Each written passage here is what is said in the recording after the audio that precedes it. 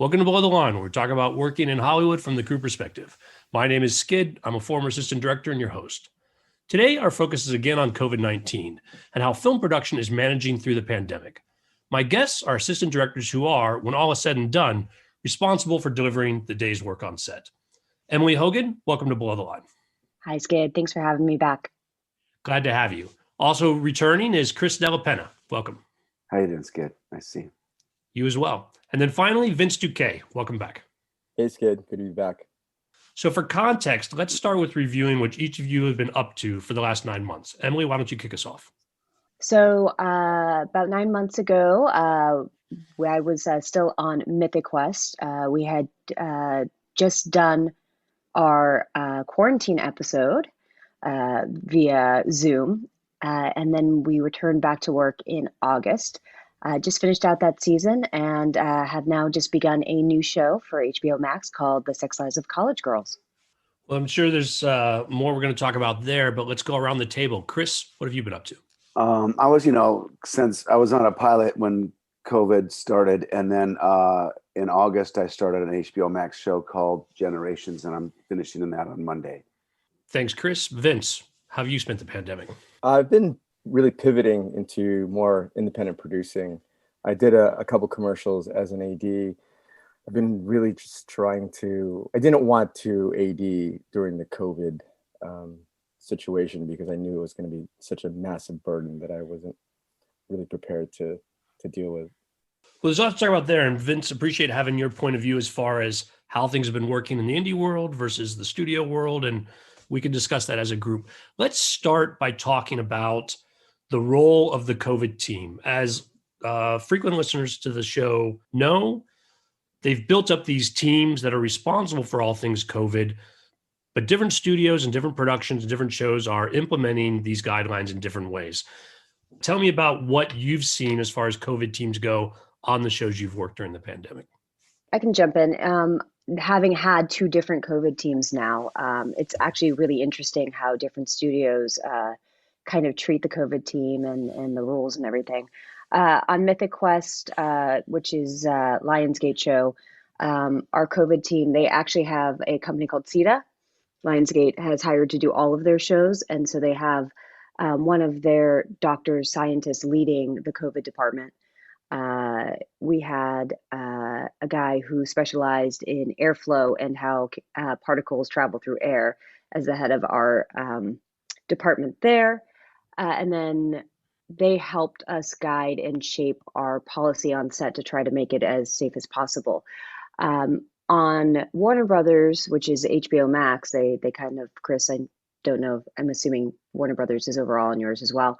Yeah. The COVID department, we actually have a charge nurse leading the COVID department, which is just a very different, obviously, medical position, although they are also medically inclined. And then we had an AD for the pilot, and we've transitioned into just another COVID person for the main show. But they've been very active in trying to kind of help guide our set policy in terms of how many people can be there, what is actually safe, what is the risk we're willing to take in order to make our days and to make things as efficient as possible while yet still trying to provide a safe work environment, keeping 6 feet apart and keeping people safe with hand washing and everything else. But both departments that I worked with, both COVID departments, although they were formed slightly differently, have been working very intensely with both myself, the AD department, and all the other departments to try to figure out the best way to work efficiently, but also keep us safe in this very much changing COVID environment.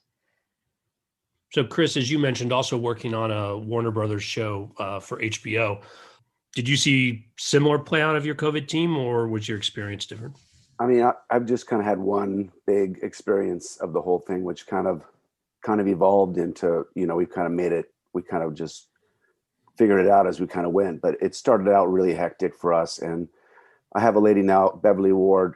She's like a specialist in contact tracing and virus control, and she's kind of our head lady, and she really is kind of like mastered the fact that if we double mask and shield, then we're pretty much are invincible to this. I mean, once we did that, the 6 foot distancing didn't really, that was, one of our biggest problems was the 6 foot challenge for everybody on the crew. I mean, that was a constant, people telling people, we had like poles to keep people apart. But once we figured that out, once we had the double mask and the shield, everything really just got everybody could just work again. But at first it was really difficult. I mean, we really struggled. I mean, I didn't realize that I was going to actually be in charge of the whole thing. I thought I would just be like, somebody would like kind of inform me, this is your spots, this is how you do it. When you're on the set, somebody would be kind of helping, but I was in charge of keeping people alive. It was like Vince said, the challenge and the burden of that hit me pretty hard, and I'm trying to AD, and then I'm also trying to like do that. And it got to the point that it didn't matter what position or who you were. If your COVID compliance wasn't up to what my standard was of my set, then you weren't allowed on the set. And unfortunately, the DP and the director and the script supervisor fell short of that. They thought their jobs were beyond COVID compliance. So, I mean, short of getting fired, I really put my foot down and kept them off the set unless they had their stuff on. But then after a while, everybody just kind of got into it. And I kind of acquired 2 of the COVID compliance kids on the set to kind of come and be my 2, people that kind of like wiped everything down, timed when I'm in a room to when I have to exit, kept my air filters flow, kept my air purifiers in there and out, fans, kept the doors open, windows, did all that. Once I got them on my team, we were pretty tight. We got real tight. We got real good. And over the 6 months, we only shut down because we had a B operator that tested, or his quick tested positive, but he tested negative for 4 days straight. We went back to work, but we really never really had to stop for the 6 months. Everybody was, pretty much shutting down, but we managed to keep it together. And that was because, enforcing the wiping, the cleaning. We have the sprayers come in, we have the time, each set required a different time, who was in it. I also devised this thing where there was pretty much 12 people that were around the actors the whole time. It was the 2 A and B cameras, the boom guys, the dolly grips, myself, the still man. There's about 12 of us that always were there. So we had these like gold tags on our badges that were like, and then anybody that in that scene that had to be added to that group once the actors took their mask off, we'd mark them down. And then on the production part, we would see in this scene, these people were by the actors and that. So our contact tracing was really accurate if we needed it. So otherwise it just kind of fell into place after months of doing it. People kind of just fell into it, but it was really tough at first. I was really, really disappointed in the whole process. Chris, I want to, before we sort of expand the scope of what we're talking about, something you brought up, going back to the early days. I remember sitting in the conversations with ADs at the Zoom meetings and such, where there was a big fear that ADs would end up being responsible for COVID on top of the AD job, which is already a full-time job to get the production done. And the idea of the COVID teams was to have that responsibility sit in an actual separate department. They did start to say you could hire ADs for that in those positions, and the DGA agreed to let ADs do the work, but it was still supposed to be separate. But it sounds like either your first show didn't come together well with that team, or something broke down in that intent. In general, open it up. What did everybody think about the sort of development between AD responsibilities and COVID team responsibilities? Well, I mean, I think I just, without naming names, my head of the set, my head person on set for COVID was, kind of passive, and she didn't really want to take charge and tell me, hey, you've only got 10 minutes, you've got to step the whole room out, and while we spray down. And she didn't want to stop the production end of it. And I said, you have to, I'm an AD, I want to make my day, but I also need to I had to just realize that it's up to me to really, at first, to keep people from getting sick. And it was all about that. And I had to put AD second. Until I could really get a grasp on it, I had to put my ADism second, which was really a bummer. I mean, it never, they kept saying, we're going to get somebody to help you. But they never did. And and then I realized it was up to us. Chris, I have a question. Did you feel that you had to pound them for them to buy in, that you had to take charge, or how did that play out for you in terms of the producers?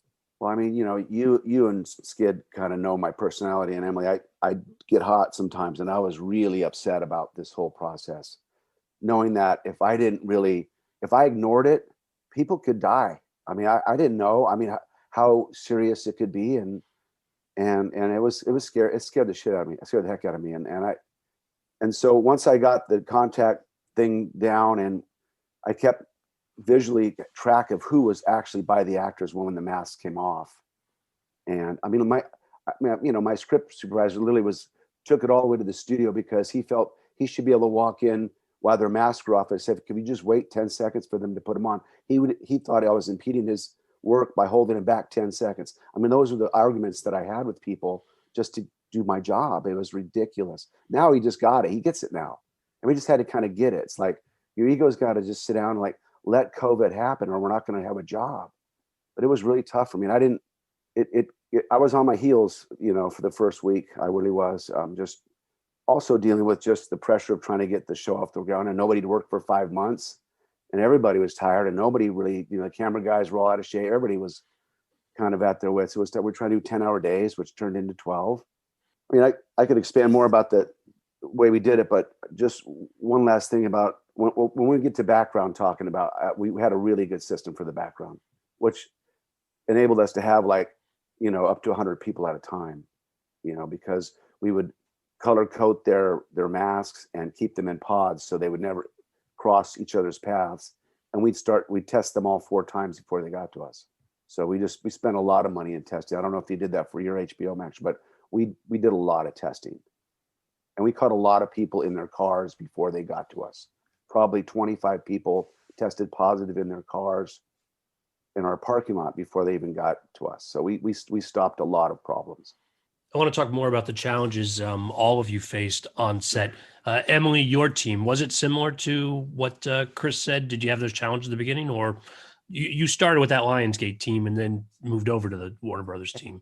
Yeah, so we had a couple different Mythic Quest again was one of the first shows to get back up and running, and I was doing a lot of talking with other ADs who were also kind of trying to get their shows up, because we were trying to create a whole new set of protocols, as Chris was kind of discussing, about how to be safe. And although the COVID team was there to help and guide it, they were scientists. They don't know anything about film production. So trying to explain to them about how cameras work and why in certain scenarios, you just can't keep 6 feet apart. The dolly grip, if they're operating the dolly, cannot be 6 feet from the operator while they're operating. It just doesn't work that way. So unless you're going to reinvent, which some shows have, like All Rise, I know, has like 20 cameras that they use that are all like remote operated to get their shots. It's a different way. They just recreated the way of filming. But for us, we were trying to stick with the style of the show as it was pre-COVID. And so we had those challenges.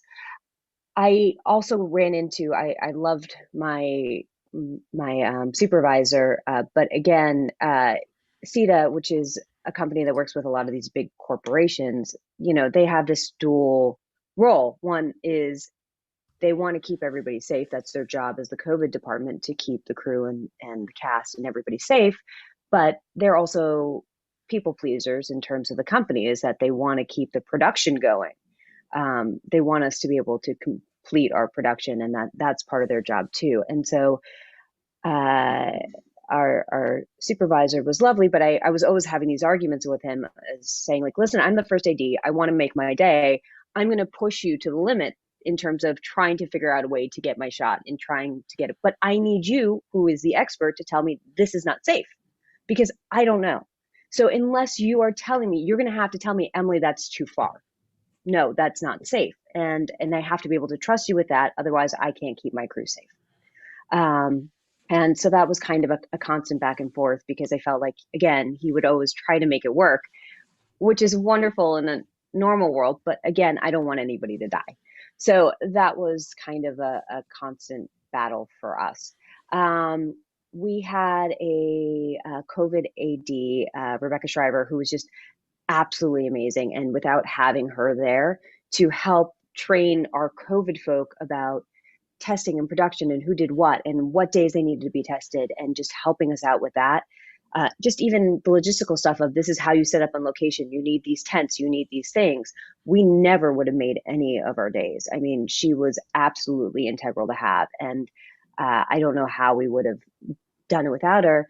And she also was kind of the moral compass over in the COVID area, because again, she was seeing on the ground, and she would alert us to when she felt like there were decisions that she wasn't sure were coming from the right place, so that we could address them. And again, that I know my entire crew felt so much better having her there. And even as I went on to my next show, people were like, can we take Rebecca with us? So that kind of was a piece. And, we went through this whole process of starting at me talking to the DP and trying to figure out how we could take turns on set and everything else. And we actually had a couple rehearsal days before we started shooting, which was huge in terms of trying to figure out the process, where we had our COVID supervisor watching set, seeing how it runs, and trying to kind of give us an idea of when was safe. And kind of what we started with is, okay, this is the baseline of safety. This is where, this is safe. And then how can we make it safer? What are the extra layers on top of it in terms of the onion to try to make it as safe as possible in order to work the way we need to work, but be as safe about it as possible? And it was interesting because when we started, obviously COVID was in a different place and there was different CDC guidelines. So when we started, it was 15 minutes at a time with somebody who was positive, in order to be considered a close contact. And that kind of guided how we had done it. And actually back in August, I don't know if you guys remember, COVID was still fairly spread out through the community. It was not as prevalent as now. And so that was really informing our guidelines. And originally we were able to, with our health and safety officer, we were all masked. We had these very specific rules about, who could be on set. Again, like Chris was saying, with when the actors had their masks off, and we had different zones. So when we were red, only people who were being tested 3 times a week could be there, because the actors would be coming in and out. And then we had our green zone, which was basically any of the crew could come in, but we had to do a 10-minute cool down in between when green and red were there. And so all these protocols in place. And that seemed to be working great. We actually went halfway through our season without one case on set. We had a couple cases coming in that from the outside that we were able to contain, didn't have to shut down. And then November rolled around and everything changed, because between August and November, not only did the CDC guidelines change about now it's no longer 15 minutes in the presence of somebody, it's total time elapsed. So 15 minutes over the course of 24 hours. And we had all these new variants coming in that at the time we weren't aware of. But we went very quickly from being able to work with masks and face shields and just with what we had set up, that we were almost working like normal. In terms of time, we were doing 10-hour days, which was great, just because we were pretty much at that point keeping 6 feet when we could, but our sets were big enough that we were able to have grip and electric working at the same time, while our cameras were spread out enough that they could be dialing in their shots while everything was happening. To by December, basically face shields down all the time, limitations on the room in terms of having only 2 or 3 people being able to work at any given time to be safe. And it was really interesting to kind of see the evolution of it. And I really needed at the end our COVID people to step up and say, you got too many people in the room. Because as Chris pointed out, you're doing too many other things. And I was very fortunate, again, to have a department, after we had several discussions, to say, no, you need to come in and tell us when people are too close. You need to be the ones, because I'm trying to keep the crew safe, but I'm not necessarily watching everybody. And they were very good at doing that. When I moved over to Warner Brothers, to this HBO Max show, it was a whole different set of COVID rules. And it's just really interesting, because I spent basically 6.5 months working in one way, and then in January I had to shift to a totally different system, totally different way of working. And interestingly enough, the COVID department on the pilot, so I was not supposed to do the pilot. Actually, there was another AD who had prepped it, uh, and was taken out halfway through the pilot because of a case on set and was quarantined. So halfway through our pilot, they called me because I was supposed to be the alternating AD to come in and try to finish it. The DP got taken out in that quarantine as well, along with the gaffer and the key grip. So they basically halfway through the pilot had to bring in a whole new group of people. And I hadn't been a part at all at developing those COVID guidelines and what they had set up on this show. So that was really interesting to kind of walk into a situation where I had absolutely no control over what had been previously set up. We were doing a lot of testing. They had all that testing cadence set up in terms of testing background 4 days out. The crew who was in A zone was getting tested daily. And this was in the height of the pandemic. They were shooting this mid-January, but they hadn't really done the day of rehearsal, I think, in order to see what protocols were working and what wasn't. And I think that really had an effect on, they didn't have that time to figure out, they didn't have the luxury of figuring out, okay, what works and what doesn't work. And so it was a kind of a constant battle throughout the whole pilot, trying to figure out, number one, how to make our days. It was a pilot.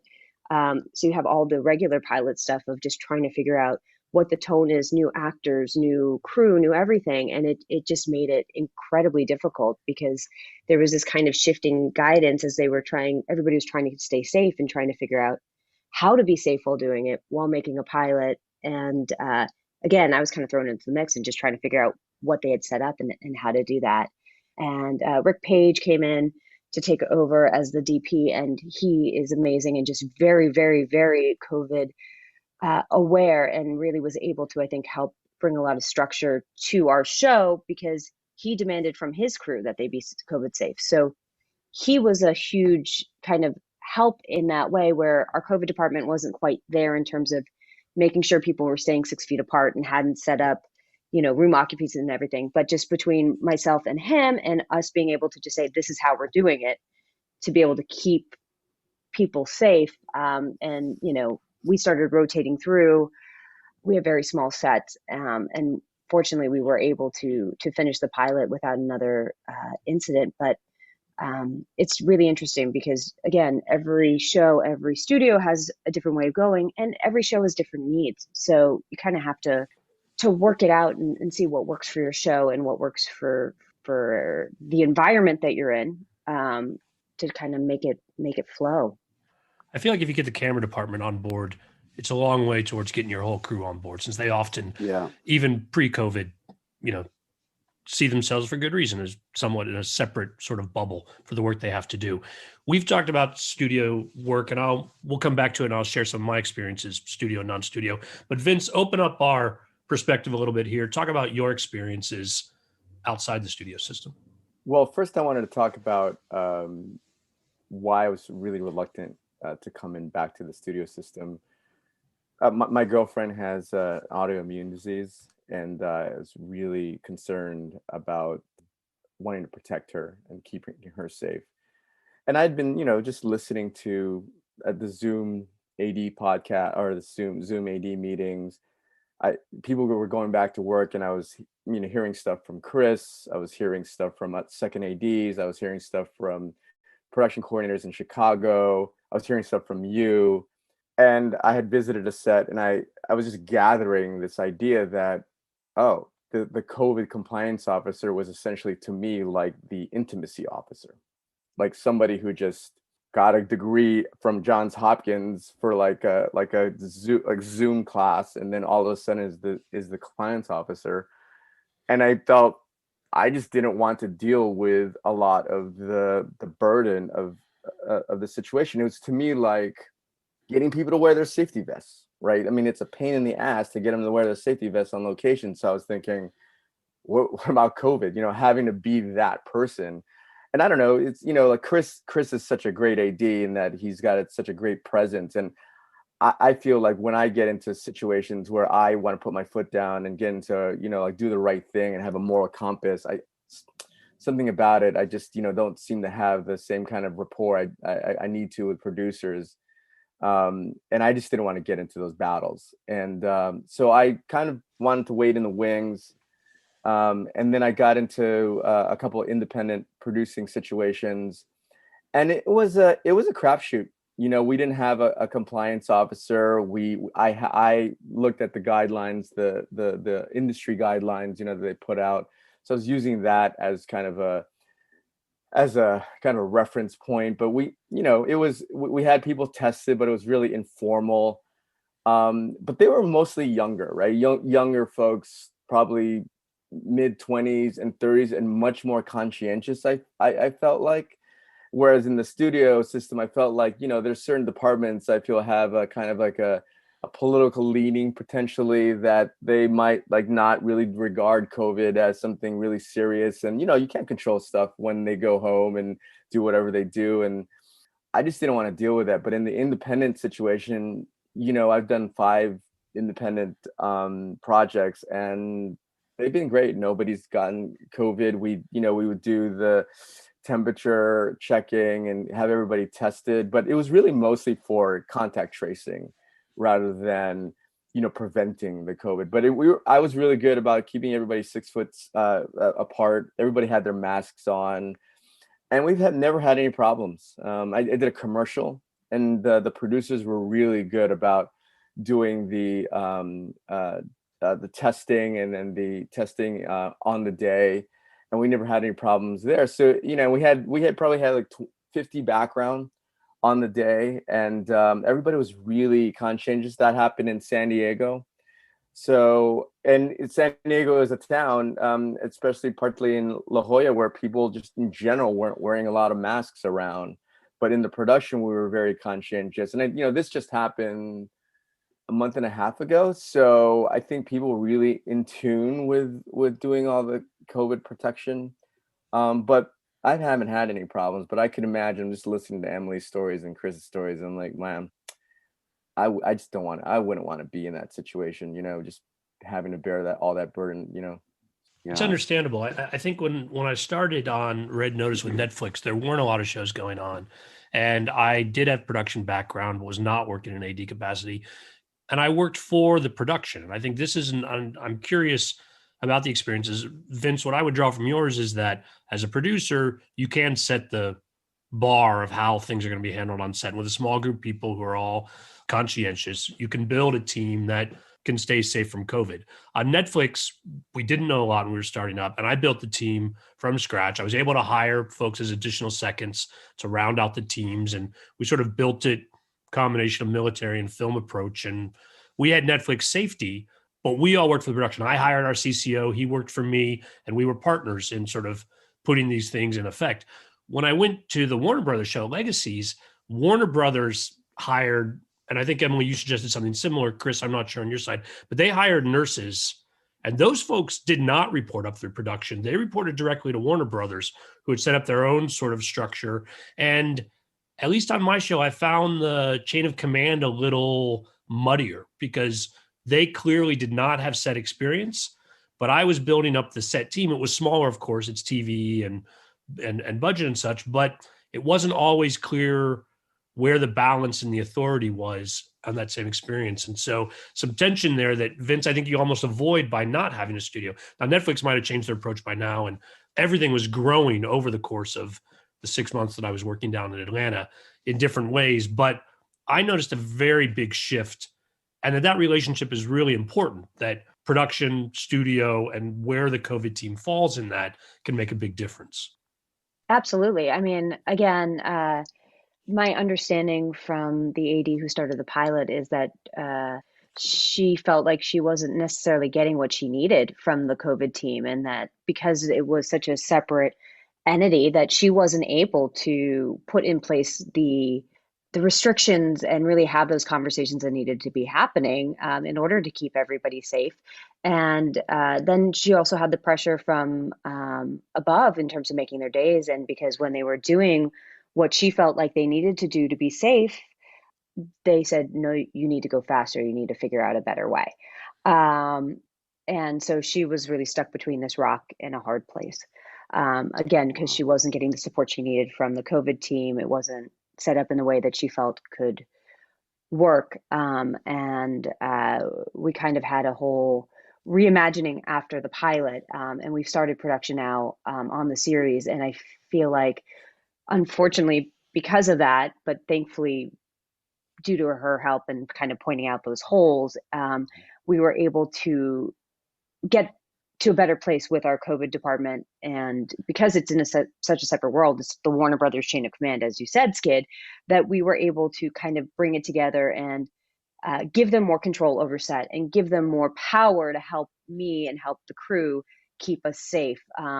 So unfortunately, I think in the pilot, they had to go through that tough period where we saw things really weren't working in the way they were set up to get us to a place where now I feel like we're in a much stronger place where the COVID team has much more power than they did necessarily in the pilot to help keep production safe. I wanted to emphasize to Emily's point, that's exactly what I was really paranoid about. And, you know, Chris, you've been working this producing team for a while now, right? So you have a great rapport. Yeah. I feel like, you know, in the stuff that I was doing, I've been doing a lot of alternative comedy, you know, for, you know, Adult Swim, FX. I'm bouncing around different producing teams who are younger, not as experienced, and I feel like they don't necessarily have the same appreciation for how the ADs run the teams the way older producing teams do. And I just Right. I just didn't want to deal with having that burden, as Emily kind of talked about with your friend on the pilot. You know, that's just like what the pressure of having to make your days Right. right, and then also deal with the code when you wanted to be safe. I always feel safety is something that we all talk about. We're the safety officers, but you know, in my years of studio production, I always feel like, oh, it's safety to protect the studio from liability as opposed to safety to really protect the crew, right? I mean, you know, Emily brought up a good point. It's like once I got my COVID team, once I empowered them and once I said, it's okay, you can say this, you know, take charge. I mean, my Paul Marks and Blair Skinner, our producer and production managers, they really set me up, and Christy Frankenheimer, our COVID compliance officers, they really set us up really good. I mean, all the tents, all the stuff, we really had great vision of all that. They just didn't have, like, you know, most of the people on my COVID team came from like locations, security, craft service. You know, they weren't like the kind of like go take charge, you know, like step above everybody and say, go do this. And they just didn't have the guts to kind of do it. And once I kind of empowered these two kids on the set with just making sure we squirting our hands with the stuff and wiping everything down. And one kid watched the cast, what they touched, and one kid watched the crew, what they touched. And once I let them kind of do that and let them have control of, like, make sure everybody's got their shield down and all this kind of stuff. I mean, in November, we went to all N95 and most of us double masked after that. And then we all shielded in the red zone, regardless if the actors had their mask on or not. We gave up the 6 foot. We just did, because once we realized if you double mask and shield, you're pretty much, the 6 foot's really not, I mean, it's there and it's a great thing, but that's for like if you're not have anything on, you know. So that made us work more efficiently as well. But they gave us another day to do our shows. They gave us COVID time. They gave us extra time. So I never felt pressure, like, and if I ever felt like they're going to, like, I'm not going to make my day because of COVID, then that's the way it is, because we're being safe first. And they never pressured me about that, because I made it clear to them that what's important. And that, but I've been with my guys, I don't know, Emily, you know, I've been with the two producers and director that I've been with them a couple of years now. And so they would hope that I took care of the crew like that. And they would hope that I stood for them, because, you know, they're very, you know, they're humanitarians as well too. And they don't want anybody, for God's sake, you know, will take a little more time to do it. But I have to say, I'm really proud of how I kind of evolved as a COVID person, and just like, I took care of my people on set, and I feel like I really did a good job with that, and nobody got sick when I was out there. And the fact that we kind of, like, you know, what my producers set me up with, and all the stuff that we had available for us, we had plenty of, you know, PPE, we had plenty of stuff for everybody. Any kind of, you want a certain kind of shield, we'll buy it for you. You want a certain kind, anything we'll do. All that stuff was like available, tons of stuff we have. and the testing, we have 8 testing machines, and that helped us out with like getting things done. But, it really helped having that support. I mean, I just had to put it kind of like, turn it on, really. I just had to like get it really revved up. And then now it's like I walk on set and Molly's like, okay, you have an hour in this set, or you have 45 minutes. And she counts it down. Everybody goes in and out. The other day I had 100 people on the set at this bar.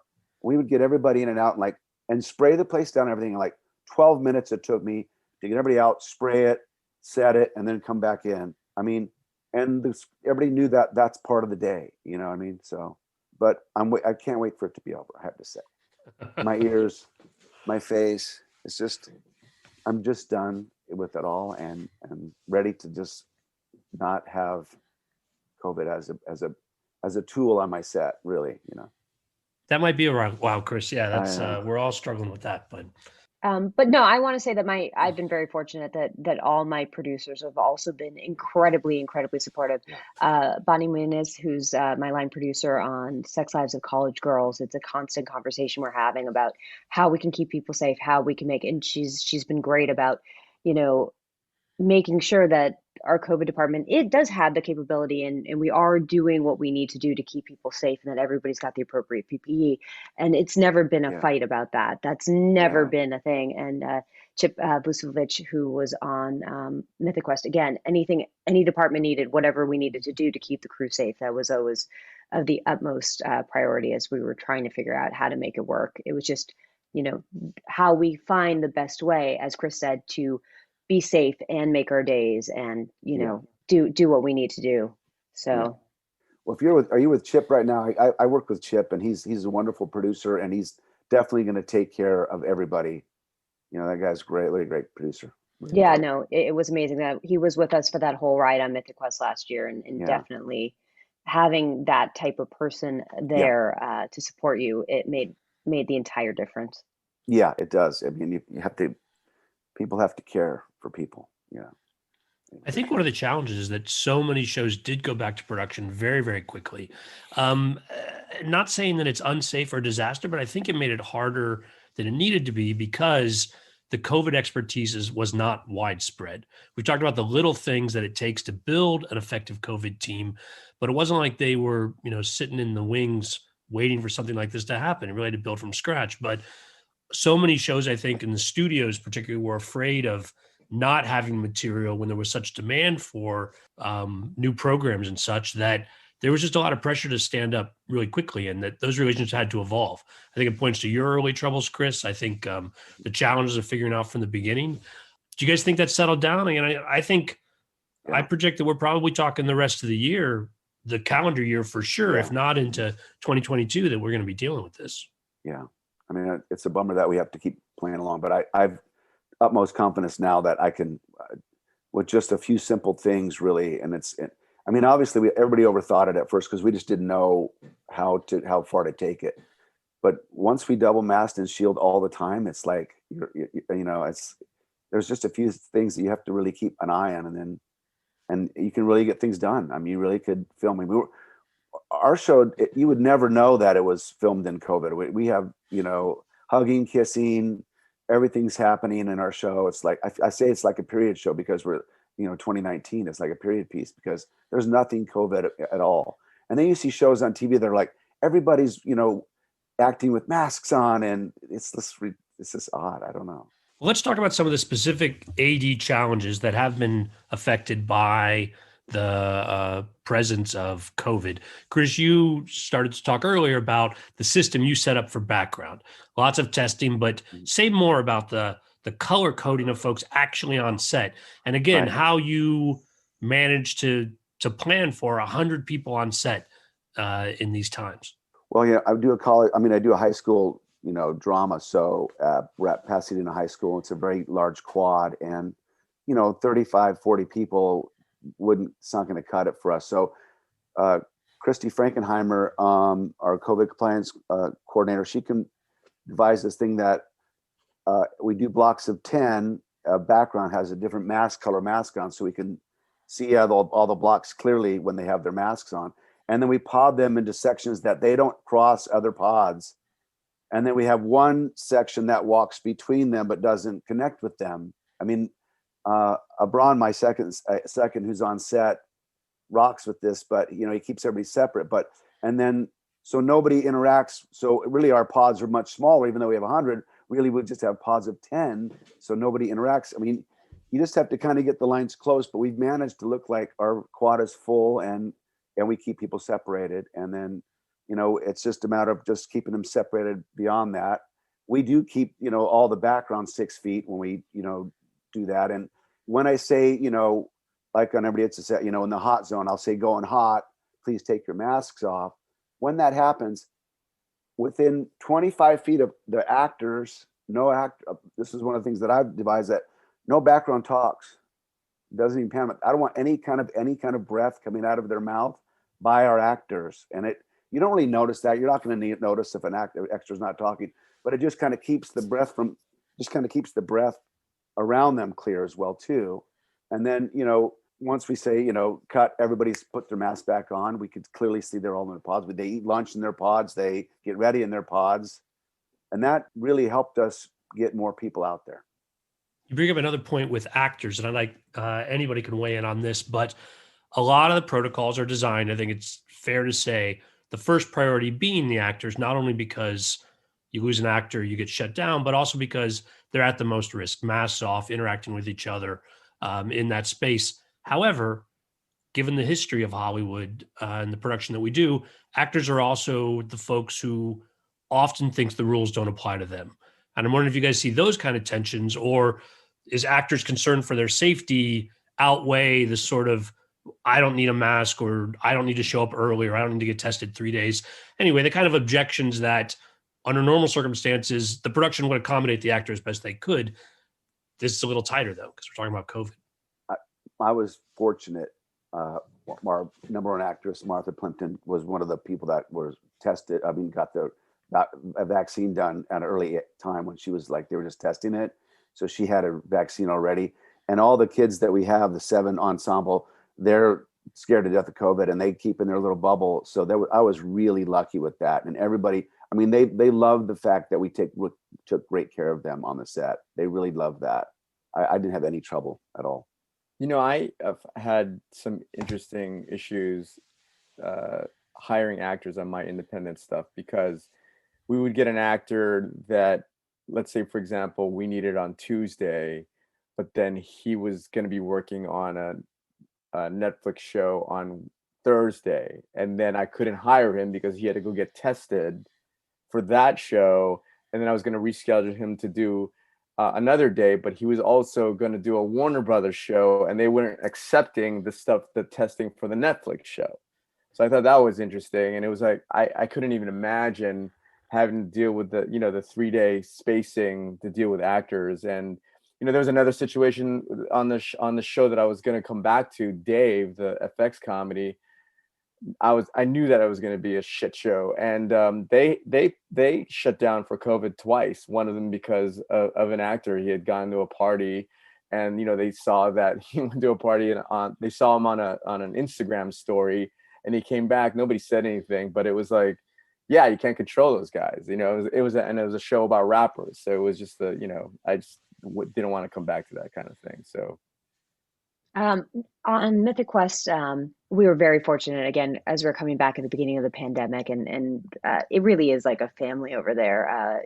We were in a second season, which I think helps a lot too, but our cast was very, very, very concerned about COVID, and Rob McElhenney, who's our showrunner, who also acts on the show, again, that was a high top priority for him. They rewrote a lot of the scripts in order to keep everybody safer.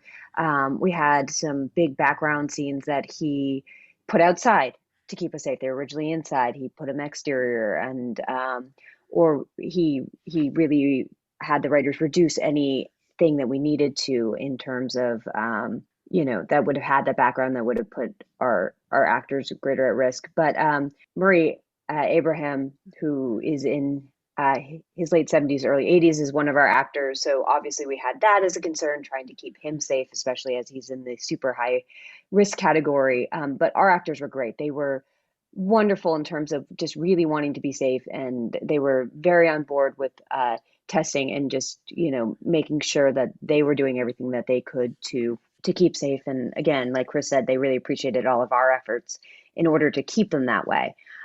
The new show I'm on has a lot of younger actors. And I think as the pandemic has gone on, I'm still learning them. They're all lovely ladies, but I think, again, some of them have different ideas of what is safe. And of course, we haven't had a lot of those discussions, but just even on set, they're younger. And so they do things that they're not thinking about in terms of COVID safety. Like they're all from musical theater. And so they all like to come to set and sing. And I'm like, guys, no, we cannot sing on. I love singing. I would normally encourage that on a comedy, but we can't do that right now.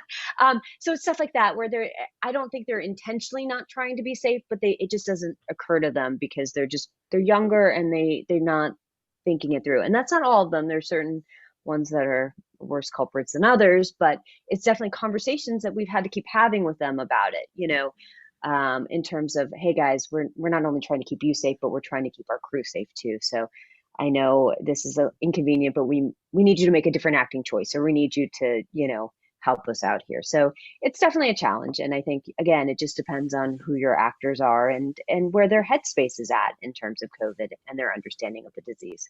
And where do you guys think we're going to go as far as the shorter days? I know one of the big pushes in the beginning, both with the additional work of the masks and just in general, shooting 10 hours, walking lunches, getting the day done, getting separate. But there was some talk that might even stick around. I'm already seeing that shift away. Very few shows are still doing that.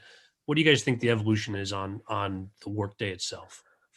I mean, truly it is going to 10 hours. I mean, remember all the 16s, ridiculous, right? But it's about the DP really. I mean, if they don't give you extra time to do your COVID compliance, then, we've got 2 DPs on our show and they're both wonderful. And one loves to still light, put stands up light, bring lights into the rooms and light from the floor. I'm working with the guy that lights from the ceiling or just naturally. So we just fly along, sort of like 8 to 10 hour days. And then with the same crew, the other DPs, 10 to 12, 13 hour days. It really depends on that still. That's a big part of, at least for us in television, that's a huge part of your day is how fast is that guy and how, what cameras do you have and what can you get away with? I don't slow down. COVID really right now does not manage my day at all. We've got that under control. It's basically just back to what everybody deals with. And that's how much you want to, set up each shot and how long you want to take to set it up. On our shows, yeah, I think part of it depends on the DP, and it also depends on the sets you're working with. On Mythic Quest, we had our bullpen is huge, it's large. We were dealing with a core background, which we've now instituted on Sex Lives with College Girls too, to try to keep our actors safe. And those are the only people allowed within 6 feet of them. They're on the same testing cadence as the crew. They're getting tested daily. They're part of our family, and we kind of keep hammering that home to try to keep everybody safe. But again, we were able to work a little bit more freely on Mythic Quest because of the size of our sets. Our sets on Sex Lives of College Girls are very small. It was something, Mindy Kaling's our other showrunner.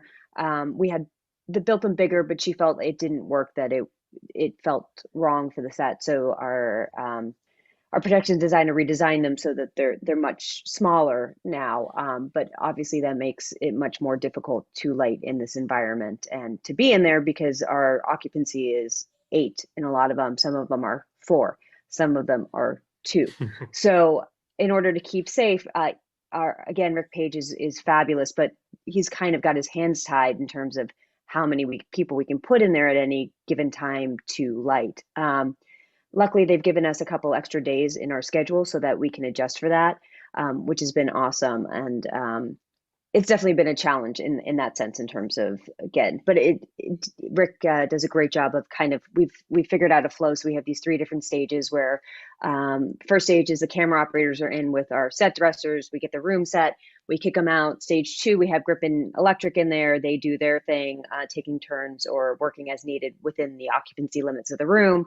And then we kick them out. We bring camera back and our stand-ins in to do our final adjustments along with sound. So again, it's a longer process, which stretches out our day.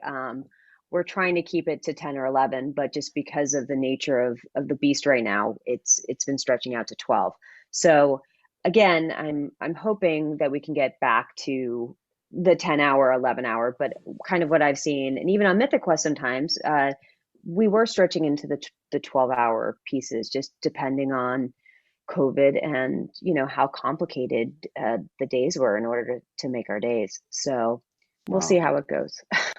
That's interesting that you still do we started like that where we let certain people into the room and then they'd have to clear out. We just stopped all that once we went to double masking and shielding. It just, I don't know, our lady said that it doesn't matter. Once you have that, you're about as secure as you can be.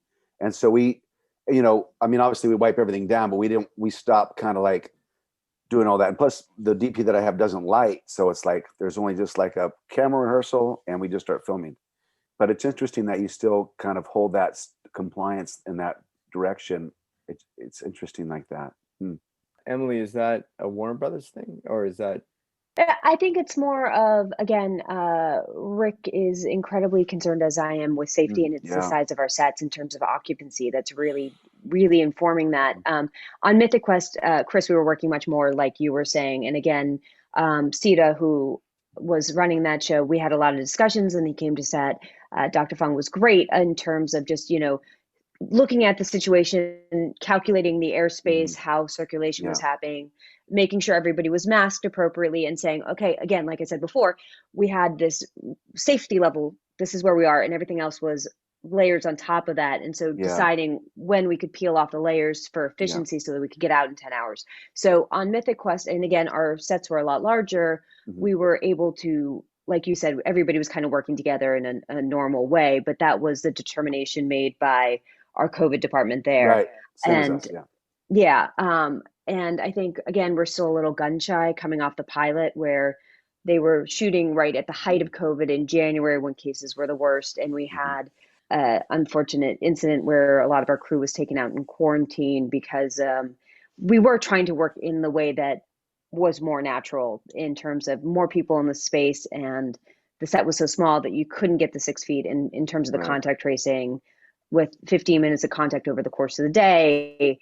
I think now we're kind of gone to the far end of the spectrum in terms of making sure that never happens again, because Warner Brothers really, again, in terms of their COVID thing, they never Right. want more than 5 people taken out from Yeah. close contact from any case. So I think that's kind of been we went from them trying to work that way, which in terms of everybody working together to make the days go faster, to Right. kind of compensating the other way because of the size of the sets. So Right. I wanted to also say one thing just to reiterate what Emily was saying. We also had a group of 20 kids that we tested the whole season that were the background around the actors all the time too, which made the actors feel much more comfortable, that knowing that we kind of took care of them in that respect too, that the flow around them was our regular folks. And I mean, all that stuff matters. It really does.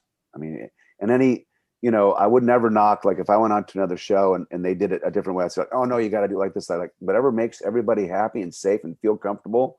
That's what's going to happen. I mean, whatever that is, I mean, whatever. We've gotten to a place since we never really tested positive out. We never positive out on the red, that we kind of got in this place because we've been doing it for 6 months together. So it's kind of refined it and slimmed it down a little bit. But I could see like starting up another show, and everything's different.